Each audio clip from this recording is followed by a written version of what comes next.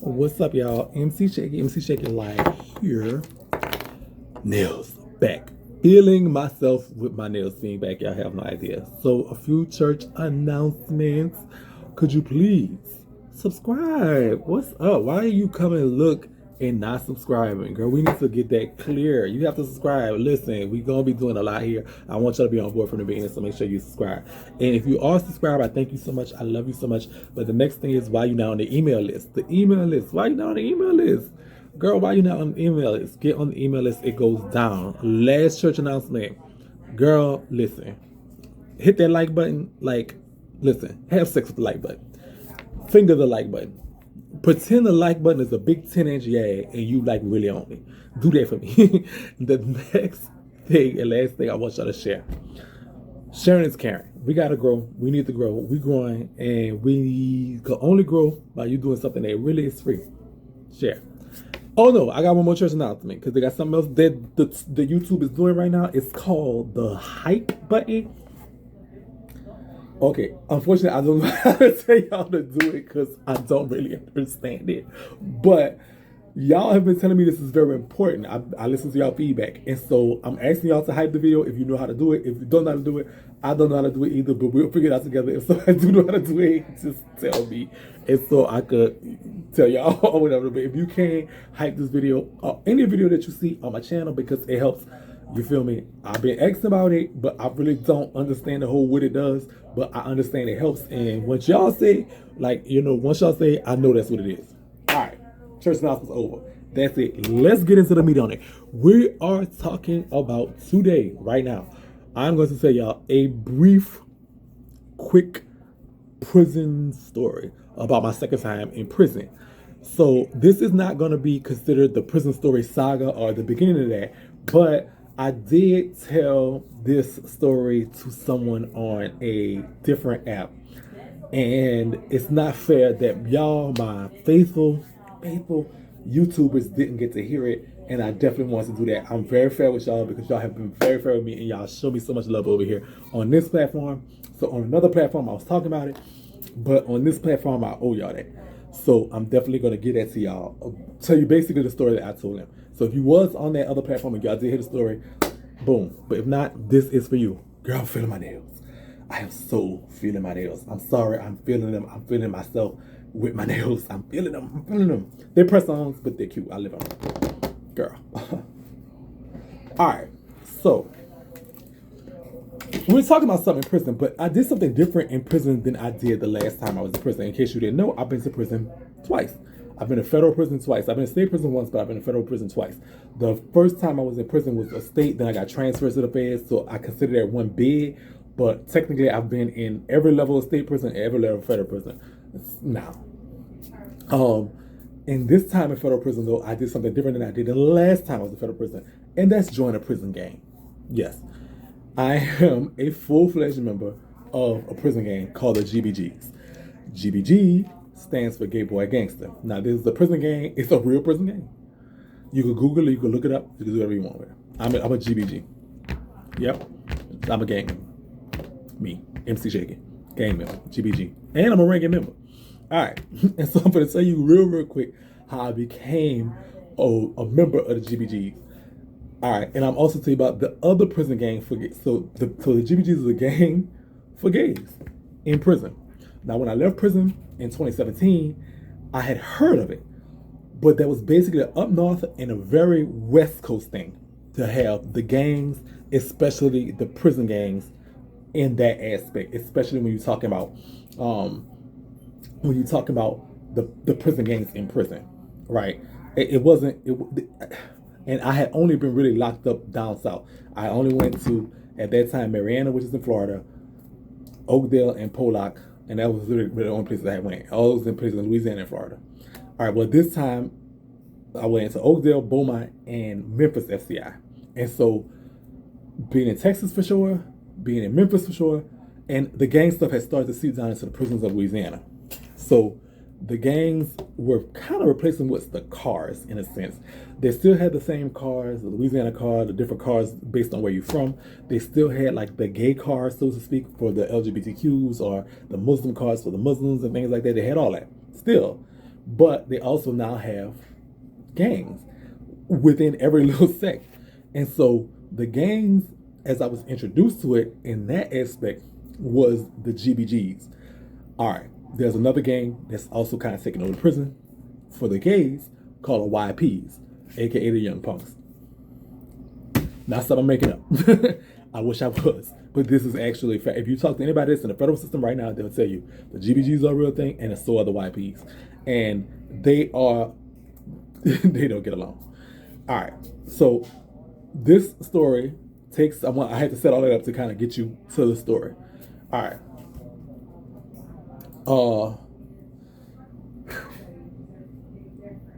Okay. I'm trying to see where I can actually start at. Let's just start at the beginning. I'm gonna edit the video later. Start at the beginning. I go to prison. And so the hard part about it was navigating prison with just coming home and being a little bit kind of Instagram famous. That was a navigation. And so a lot of that had to do with just kind of figuring out who I was and where I was mentally. This time coming home from prison was not just the walk in the park. This time coming back to prison was not the walk in the park that I would think it would be, because of the mental detachment. I had to detach mentally. Two things that are very important for anybody going through prison. All right. The physical, because you're going to be physically tested. The mental is the next part. It is extremely difficult from a mental aspect to detach from prison, to detach from the world. We don't want to give away our freedom. We don't want to give away our liberty. And our mind is saying we're not free. We're not, we don't have our liberty. But we're physically in prison. And so that mental thing, that is a transition that is, girl, is all I can say. All right, so the day I get to prison, they put me in a holding cell as I got checked in and all this other stuff like that. In case y'all didn't know, I voluntarily surrendered. And so meaning I turned myself into prison. Another hard thing. When I talk about prison stories, I'm going to talk about the mental anguish that was. That was a whole different thing. Actually going to turn myself into prison. And that was like, oh my God, how on earth do I even begin to just give up my freedom like that? And so many thoughts was running through my head. Bitch fly to Mexico, things like that. But I ended up turning myself into prison because I didn't want more trouble, and I wouldn't be able to come talk to y'all now. But, so just knowing that I had to turn myself in was another whole mental thing that I did not feel like dealing with. All right. So with that being said, what I did next was I got there, and I was there when I first got there, I was in a holding cell. And on that day, somebody that was being transferred to prison, it was two dudes actually, one from Florida and one from Washington, D.C. We call them D.C. We had another name. I ain't gonna say what it is right now, but D.C. That's his nickname, D.C.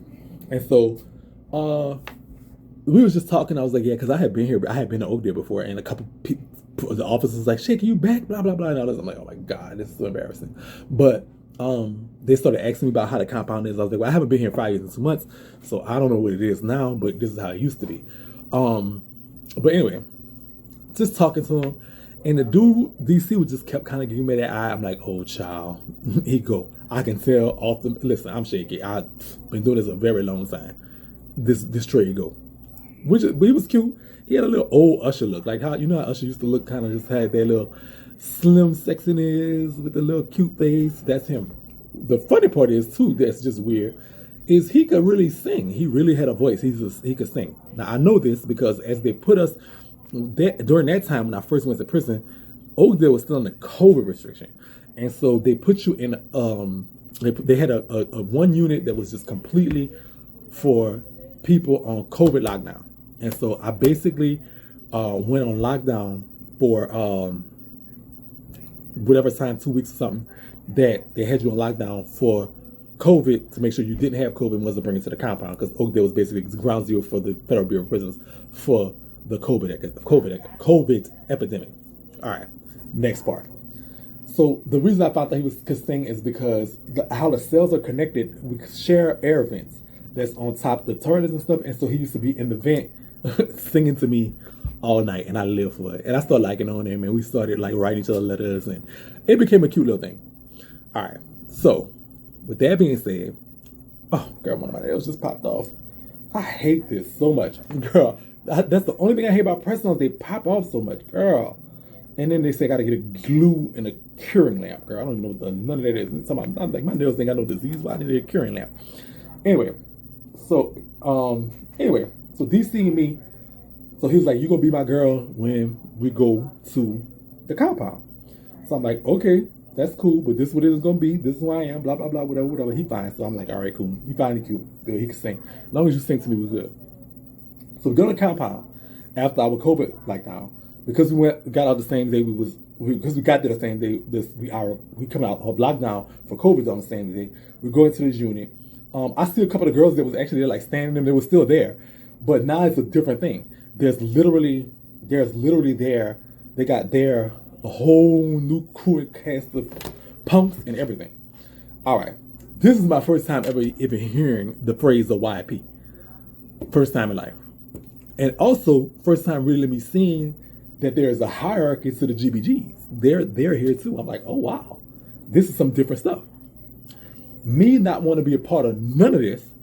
I say, well, look, I'm gonna just hang with the white girls that I know, Stan, and there was this other girl named Jake. I'm gonna talk about them and explain to them. Stan, if y'all remember, she's from my last Prison Story. She's actually my last cellie there. She's still there. She's not there anymore, but she was there when I first came to Oakdale back. And Jake is a girl from New York, and me and her we all became kind of jam. And so I was hanging with the white girls. I don't like to deal with the blacks. Had the gangs war going on, the GBGs versus the YPs, girl. It was just too much, and I didn't want no parts. I'm just coming to prison, and my mental needs to be right anyway. All right. The thing about the YPs though is this, right? They wasn't used to what they were seeing from me and DC because DC was my main, and so I don't do that like in the closet undercover stuff, girl. I am the queen. You are getting shaky. You tripping. So as far as like him treating me like a lady and putting on my seat and us chilling in the cell together, things like that, and we spending time and talking and whatnot, and he walking around like with me and stuff like that, they wasn't used to seeing that. They was used to just seeing, oh, we're gonna trick on this trade, get a couple of dollars, zuzu wham whams, and keep it pushing, not having no relationships there. But I was the type, no, you're gonna have a relationship with me. So they was looking at this like, damn, this big bitch come and pluck hot, cute trade and whatever. So there was two YPs that ran the YPs. One was named Cherry and one was named Strawberry. It's two strawberries in my prison stories this time. One is gonna be later. This one is now. All right, so check it out. Strawberry is the head leader of the YPs. Cherry is the one like her lieutenant. So I'm like, okay, cool. I don't deal with them. I don't have no dealings with them. I speak every now and then, whatever, was no tea. But apparently, the bitch Cherry had tried DC, which is my man. So I pull up on her and I say, look, little sister. All right. Two things I never play with, my money and my man. So respectfully, don't try him no more. He spoke up for he for me. Don't try any dealings you have with him, come to me. She said, oh, all right. And that was it. About a week or so later, she get bold and writes him a letter. Now he bring it to me like, man, look what this bitch wrote me. I'm like, oh, for real? I said, well, I'm about to go check this bitch. He's like, nah, I want you to get into with them, blah, blah, blah. Live, don't worry about it. See, that's why I don't tell you stuff anyway. No, DC, my love. We're not doing that. I need to check this bitch. He's like, nah, don't do that. I ain't finna fuck with that because I'm showing you what this bitch right. I was like, okay, well, you put that bitch in her place then. Because I done did it. And my next thing is to be like, boom. So she really disrespected me twice so far. I don't like that. Boom. So he was on some shit like, oh, okay. This, that, and the other. I let it fly. He was supposed to put her in that place. I don't think he did. He said he had talked to him, so he not blase. I don't think he did. So one day, me and the white girls had been walk outside. DC he had worked there for the warden. And so he would come in at 4 or something and yada, yada, yada. So I just happened to come in on the yard early one day. I go in the yard, just go chill. Me and the white girls walk around being our own little words, talk about money. Okay? That whole Jake had that coin, baby, and she had some businesses and stuff, and so I would talk about her, whatever. And so I'm talking about money, trying to get my whole little mental together. All right, next part about that.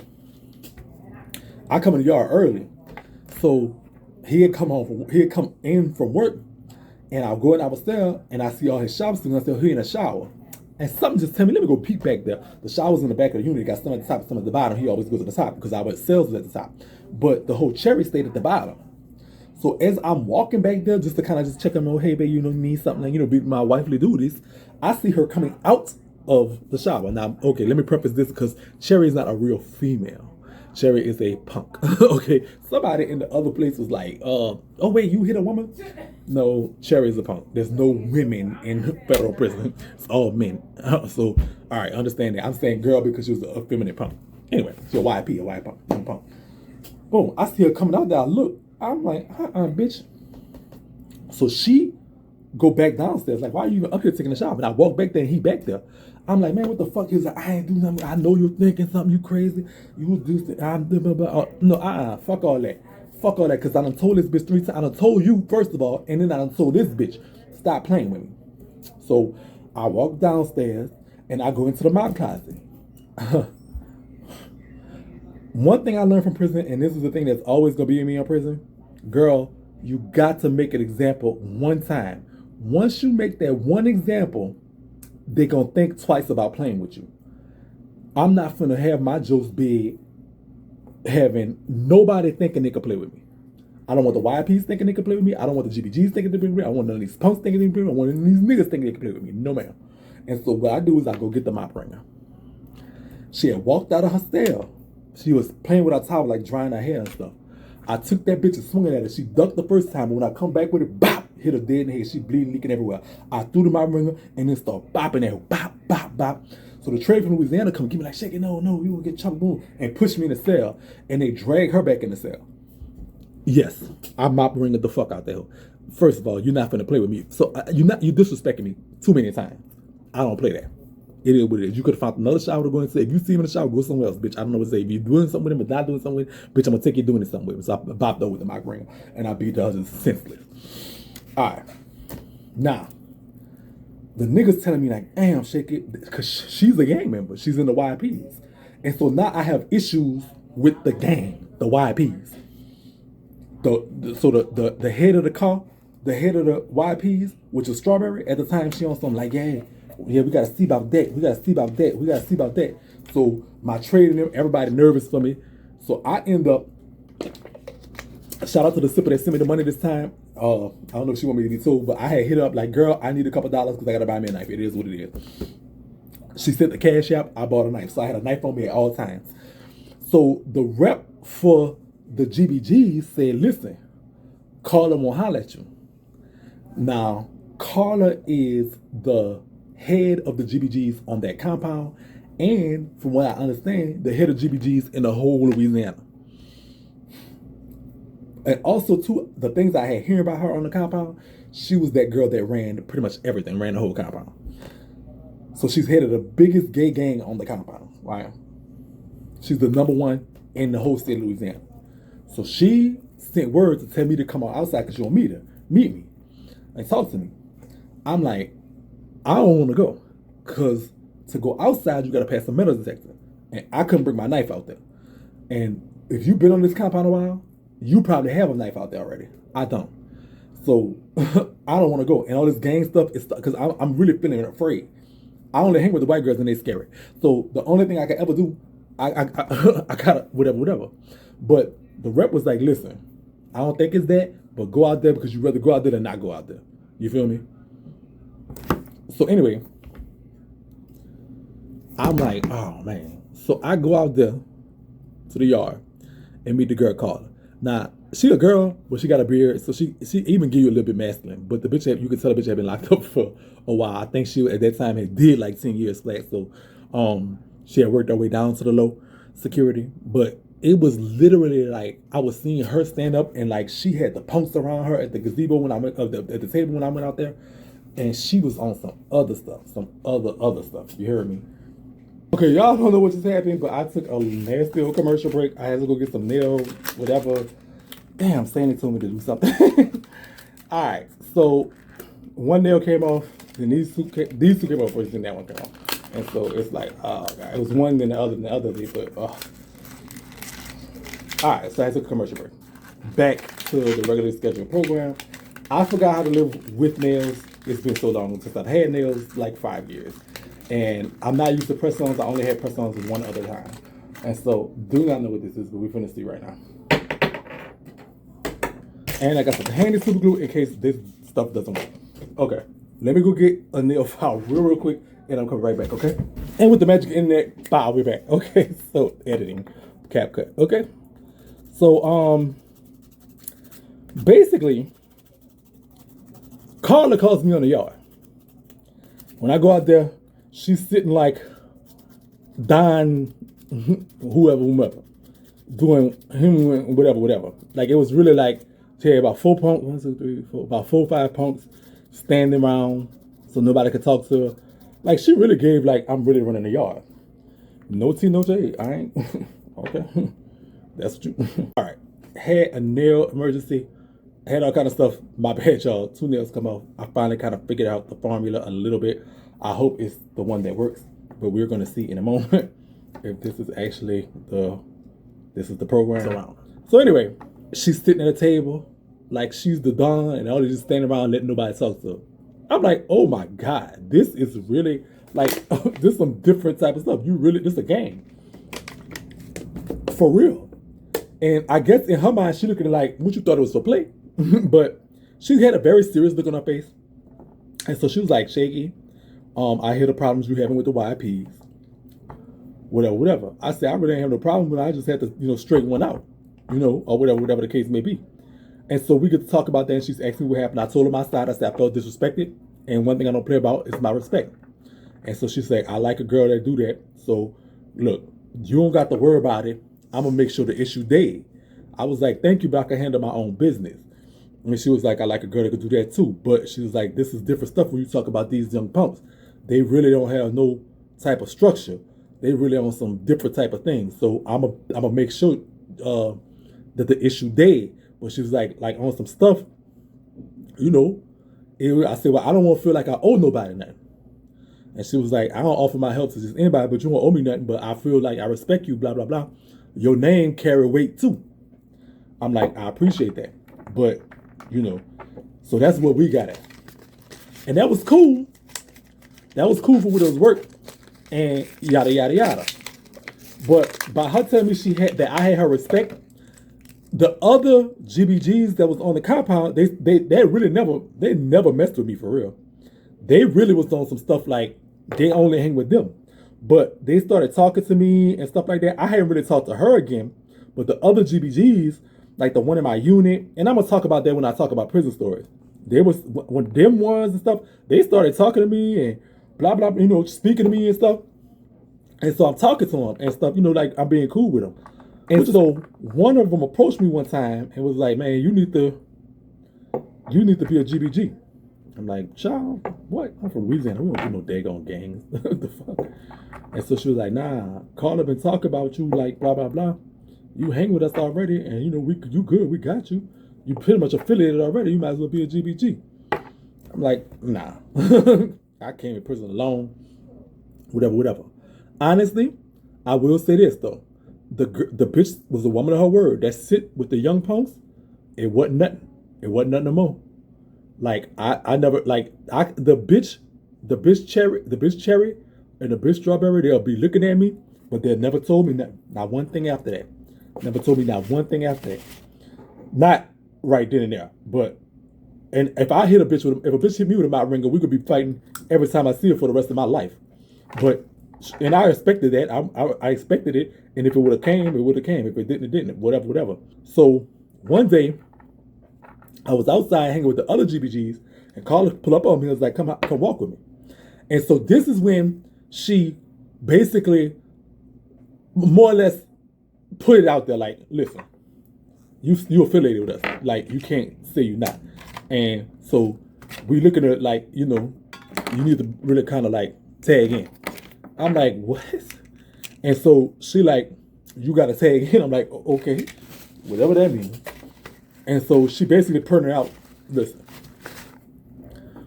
you pretty much need to join up because you hanging with us all the time and stuff like that. We already had your back in the situation. We're not about no bullshit, but you need to tag in.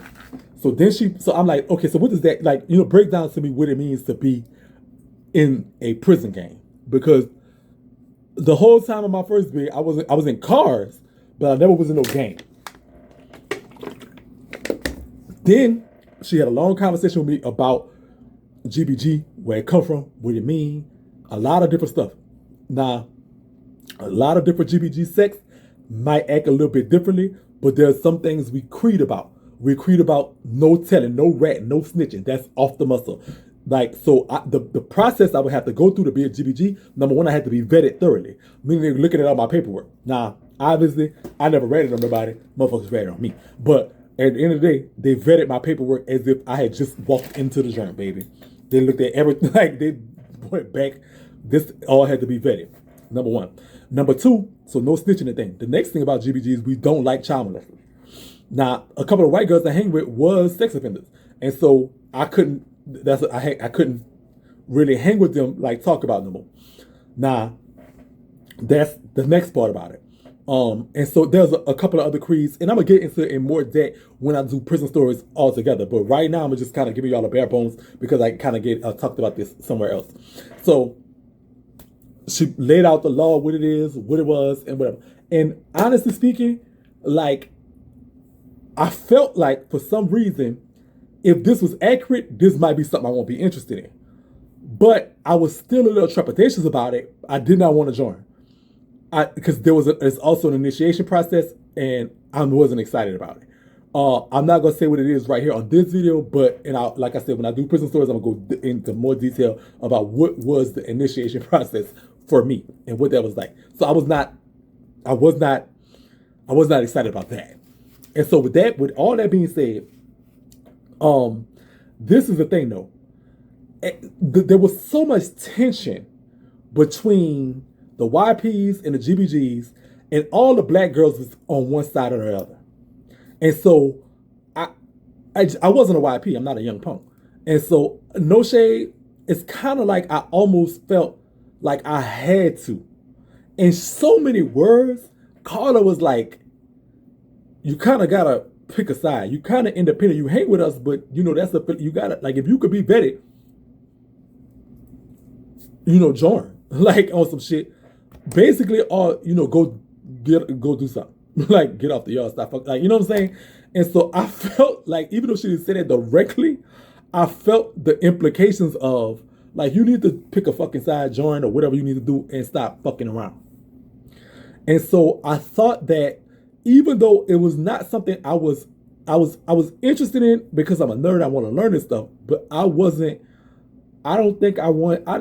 know if I just wanted to just do that. I don't make that decision. But when she comes to me with the thing, it's like, basically let us know in 3 days.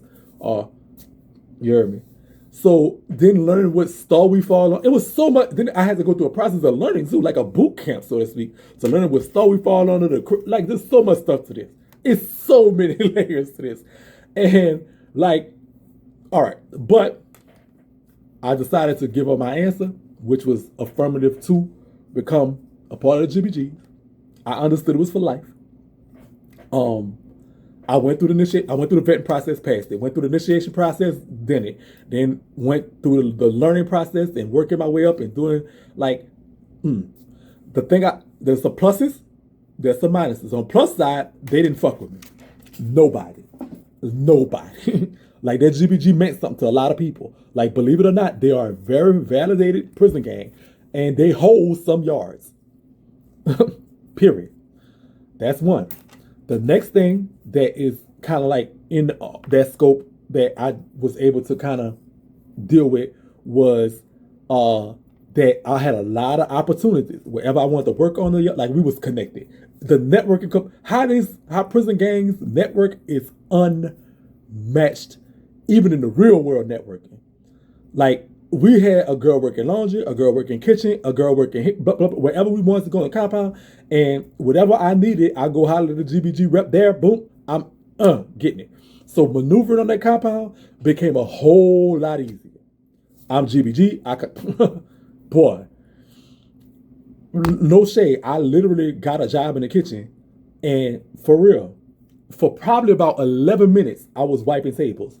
After I was wiping tables, the GBG girl who was the administrator of the kitchen said, you GBG, hold on. Boom. Next thing I know, I was on the line. In 11 days, I was running the line. I was the number one on the line. Run that bitch. The Mexicans used to call me La Reina La Lina, the queen of the line, because I ran that bitch because of my GBG connections, because the girl who was the administrator was GBG. Like, this is real. So that's the networking is spiderweb, baby. Spider-Man, spiderweb. Web slinger. The drawbacks. Your choices about a lot of things are very limited. You cannot choose a lot of things. The rule of Carla, who was the number one on the yard for the GBGs, if she said be here, do that, you're going to be there and do that at that time. That was absolute. She did not have any deviation from her rule. It was not a democracy. And me, who is a natural leader, did not like that. Did not like that. I did not like that. So that was the part that kind of, that part I didn't like. So the next part about that whole thing was, you could be in something that have absolutely nothing to do with you. That's in a sense what the situation is with a car, but in this case, you must, there's no ducking, no wreck, none of that. Put in that work getting put in. And when I do prison stories, I'm gonna give y'all a whole breakdown of like sometimes, because there was an issue that I had to put in some work. All right, so I joined and became a member of the GBG. And so from now until for the rest of my life, if I ever go back to prison or whatever, or if the sign, everything, like, I'm a GBG. I am a gay boy gang. I am a gangman. Me, MC Shakie. I am a gang, a real gang, and that's for life. There's some parts I can tell y'all about it. There's some parts I'm going to keep secret because of things that I can't say. But this is real. And this got real, and that was the real component of my prison sentence that kind of shaped the rest, because I was a GBG at Beaumont when I went to Beaumont, and then I went to Memphis FCI, where I was also a GBG. And I'm still a GBG to this day.